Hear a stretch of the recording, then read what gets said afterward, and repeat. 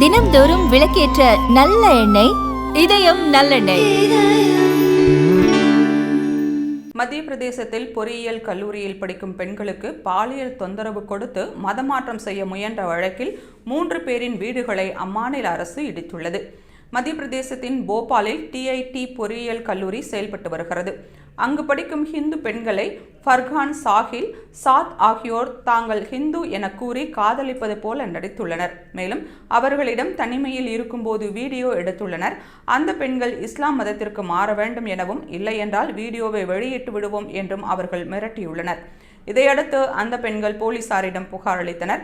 அதன் பேரில் சிறப்பு புலனாய்வு குழுவை அமைத்து போலீசார் விசாரணை நடத்தி வருகின்றனர். இந்நிலையில் ஃபர்கான், சாஹில், சாத் ஆகியோரின் வீடுகள் அரசு நிலத்தை ஆக்கிரமித்து கட்டப்பட்டுள்ளதாக கூறி பலத்த பாதுகாப்புடன் போபால் மாநகராட்சி நிர்வாகம் புல்டோசர்களை கொண்டு இடித்தது. மேலும் மாணவிகளை மிரட்டி வீடியோ எடுத்த கிளப் 90 என்ற ஹோட்டலின் உரிமம் ரத்து செய்யப்பட்டுள்ளது. ஆக்கிரமிப்பு நிலத்தில் கட்டப்பட்டுள்ள அந்த ஹோட்டலின் சில பகுதிகள் இடிக்கப்பட்டன. பெண்களுக்கு எதிரான குற்றங்களை தடுக்கும் நோக்கில் மத்திய பிரதேச அரசு எடுத்த நடவடிக்கையை அப்பகுதி மக்கள் பாராட்டி வருகின்றனர்.